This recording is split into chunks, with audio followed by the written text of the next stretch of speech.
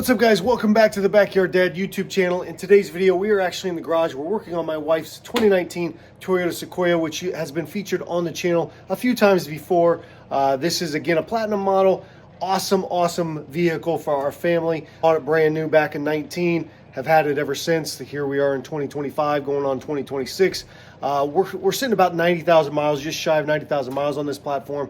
And if you're familiar with these trucks, the biggest downfall of them, besides gas mileage, is the technology. They're kind of called dinosaurs of the Toyota world.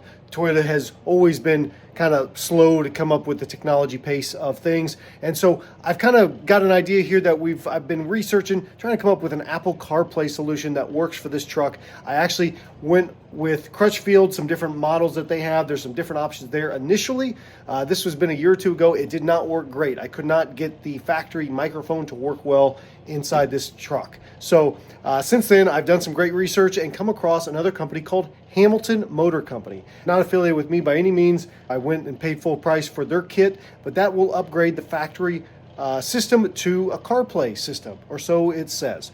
We're going to go through that here in today's video and kind of show you what it takes to do all that. Hamilton actually has great videos on their website, so it's not a perfect how-to guide, but we're going to I'll show you some of the install work, kind of how it goes, and then get it plugged in and see how it operates, see kind of some feedback on it, and maybe it'll give you guys some options. If you've got a Sequoia, I think they do have many other Toyota models that you can choose from, including maybe Tundra. I've got, as you know, Tundras here in the background as well, but if you've got Highlanders or RAV4s or 4Runners or whatever that are of the older generation that do not have CarPlay, perhaps this is a good upgrade for you. So let's get right into it. We're going to break into the vehicle here. I've got everything kind of torn apart already, kind of show you what that looks like, and then we'll bring you back to the actual bench work of getting this thing installed. All right, guys, so inside this Sequoia here, this actually looks more intimidating than it is. This is actually a very simple process to take apart this dash and get the stock radio out.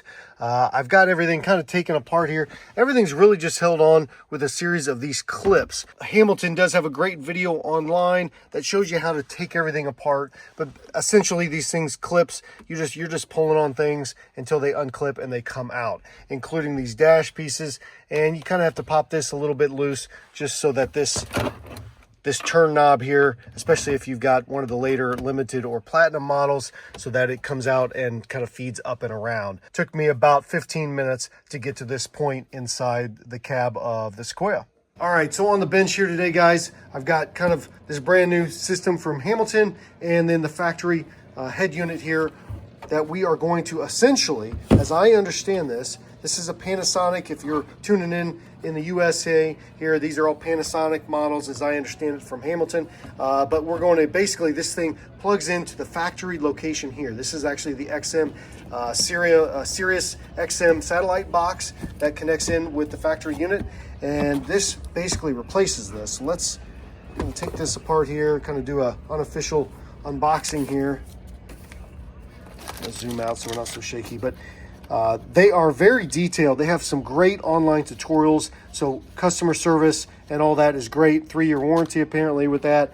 But I was really looking for a system that retained all the factory everything, so that factory microphone would work better. As I mentioned, I used Crutchfield before, and nothing against Crutchfield. They actually had great instructions. Their customer service was great. But the model that I went with, it was a higher end Sony model of some sort, but the microphone setup, everything that came with it, I could not get it to work and sound good.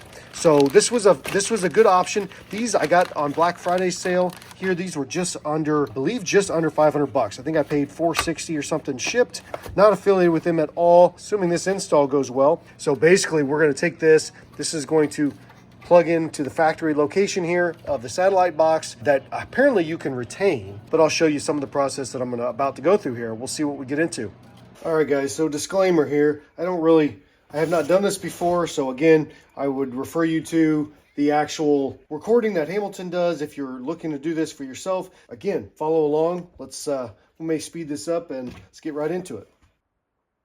All right, guys, so no part of this disassembly is very difficult. I mean, if you've got any kind of mechanical abilities, you should be able to do this job. Again, Hamilton's got some great videos on their website on how-tos, and they provide all that and documentation with the kit itself. Here I'm kind of monkeying around with a lot of different things, taking off these brackets and disconnecting the whole body of the radio.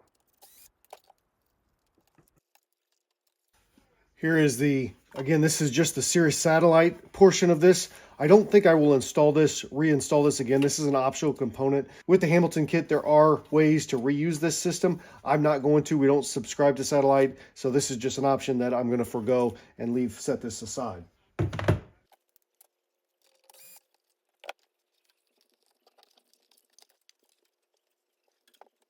All right, guys, so as I understand it, these little ribbon pieces here on the face of, this is the face of the screen. We're going to disconnect these, take this plate off, and then these will also be disconnected, replaced here by these new ribbon cables. To take these ribbon cables off, there is a very special little bar that kind of flips up and allows those cables to be released. Again, I was a little intimidated with this process at first, but once you see it and look at it, it's really not bad. I do have some issues with this install, putting it all back, which you're soon to see. Initially, I thought I only had to take out the one side of the brackets that hold everything together, but as I later learned, you actually have to take both of them off. The instructions do say to put tape on this to kind of hold everything together as you're working with your ribbon cables. And here you're about to see the massive mistake that I make, or at least that cost me about 30 minutes putting everything together. This cable right here, you're going to see it kind of, as I lift the retainer clip that holds it together, it's going to come off in my hand, and I'm going to spend another half an hour, as I mentioned, trying to put that clip back on. Right there.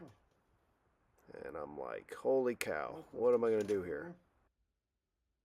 So after kind of assessing the damage that I've caused, or I'm not really sure exactly what I'm doing, I take a lot of time here, and as I've sped up the video, you can kind of see where I'm trying to fiddle with it in all kinds of different ways, and ultimately having to take apart more of it, and I go into more detail. All right, guys, so bringing you back in close here, had a little bit of a snafu with trying to get these things on here. Specifically, the way these things attach have these little arms that come down, right? And the ribbon cable has to click right in there. I'll show you right over here on this one. See how these arms here, they kind of fold and come down here? And I had a trouble with on this small one here, where that thing had popped up and out, so it was not plugged in. So I had to kind of cut the video there and finagle with that a little bit to get it back in the side grooves. And it took a minute. You don't want to damage any of this. I was actually using toothpicks here to zoom back out. I was actually using toothpicks here to, once I got it set in there, it was hard because there's just not a lot of room to work with. But once I got it set in there, I was able to then kind of push and pry on either end to get it to set. And then with these ribbon cables, they are very particular too. And it's kind of hard. My lighting's not great.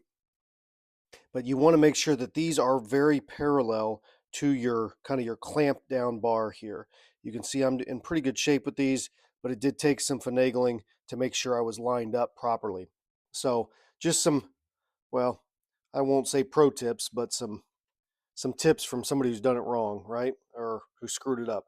So we're going to I kind of had to take some more of this apart than I should have, but I'm going to put this back together here, and then we should be able to get these ribbon cables put back on into the screen and fasten everything back up. So let's put you back on the stand and get back to it.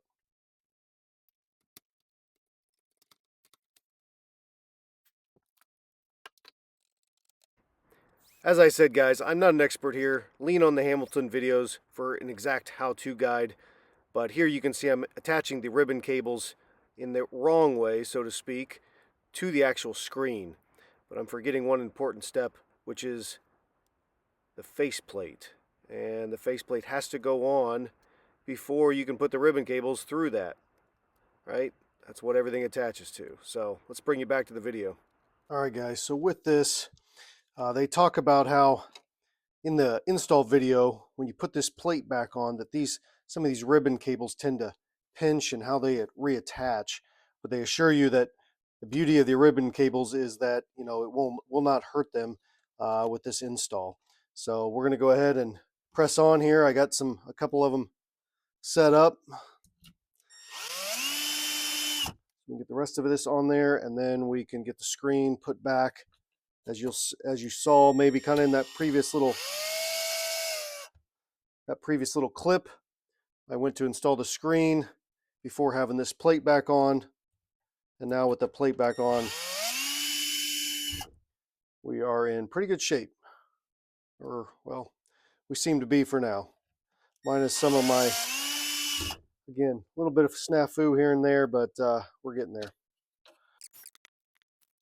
This sped up portion part of the video, this actually takes me about 10 to 15 minutes. I really take my time here and make sure everything's lined up properly, make sure I get everything put back together right so that when I get it put back in the Sequoia, I'm not having to redo anything.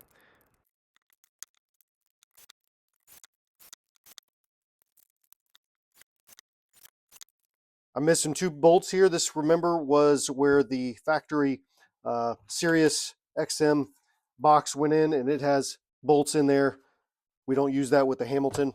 Again, you can retain this system if you would like, but if you're not using it, you do not have to hook that back up. So Hamilton gives you all new wiring harnesses that use all factory plugins, retains all factory options, including your backup camera. This is, again, a wireless CarPlay. It basically uses the aux in setting on the actual system here to operate instead of totally replacing it, so you still retain, like, for example, your factory DVD and all those kinds of things as well. So we're going to go ahead and get this put back in the vehicle here. Pretty straightforward. I've got all my connections here. You can see my open dash as we showed you earlier. This is going to be hard to do and capture on camera. Again, there are better videos online with Hamilton, so I'm not going to show this all the way through, but you get the idea. So let's get this plugged in and we'll bring you back around.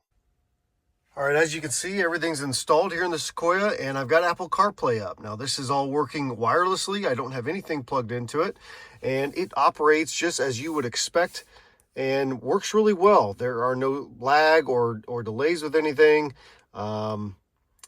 Everything pulls up just fine. I've had good response out of the touch screen.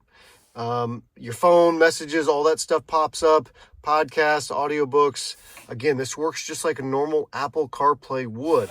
Now, I will say, navigating it, it's a huge improvement over the factory setup, but the screen is, that's the one downfall with using the factory system, is that you are limited by whatever this screen size is, right? So, compared to other models or newer makes and models of Toyotas, this screen is still your factory screen, but it works well. There's no degradation in the screen quality or anything like that. So I think everything works. Messages come through as you would expect them to. Kind of hard to test all that here via the display. But one of the things I wanted to point out, you can still use your factory settings, right? So this thing technically works using your auxiliary input, and you can cycle back to that by pushing and holding your talk button on your steering wheel. So we're going to do that, and it takes us back here. You can see the audio source, right? So everything still kind of functions there as your normal Toyota CarPlay. Everything works as normal, right? So this is nice because, there are still some settings, like with the Apple CarPlay, you cannot use your FM stations, right? So there we can kind of go back to our FM settings. One of the things that we have had an issue with using this system, and we're back on auxiliary, we're going to push and hold this again, and that will take us back to the Apple CarPlay setup. One of the things we found with this setup is that you want to disconnect you want to forget the phones. I'm using Apple iPhone, and actually this is my wife's device that we're using here at the moment.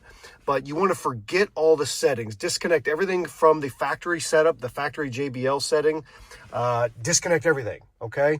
And then you're going to reconnect using the actual Hamilton CarPlay, okay? Using the actual Hamilton setup, which this is their home screen. Again, there are other settings that you can hook up here with cameras and different things, right? This is another way you can get back to the original setup here. We're going to go back here, and then CP Link is how we're connected into the Apple CarPlay. So that was one issue that we found. Again, let me repeat that. You want to disconnect everything, all the old setups that you had for the Bluetooth with the old Toyota device. You want to disconnect that from your phone.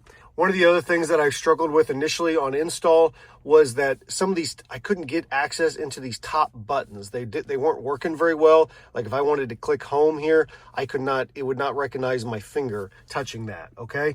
And what I actually had to do, there's a screen calibration that you have to do, and Hamilton does a good job. Actually, if you go back to the Hamilton setting, you have to like push and tap this right in the middle like 6 different times, pretty rapid fire, and it'll bring up a screen calibration mode that you then click and calibrate the screen with. Once I did that with the screen calibration, I had no issues with the different buttons and clicking things in the far corners of the screen without any issues. So that's the Hamilton CarPlay install. I definitely recommend this setup if you guys are in the market for an Apple CarPlay setup for your Toyota, Lexus, or Subaru. Again, check out hamilton.com. I'll put a link down in the description. Appreciate, as always, you guys watching my channel. Like, subscribe, comment. Let me know what you guys have been using or what's worked well for you guys in the past. And until next time, we'll see you on the next video. Thank you.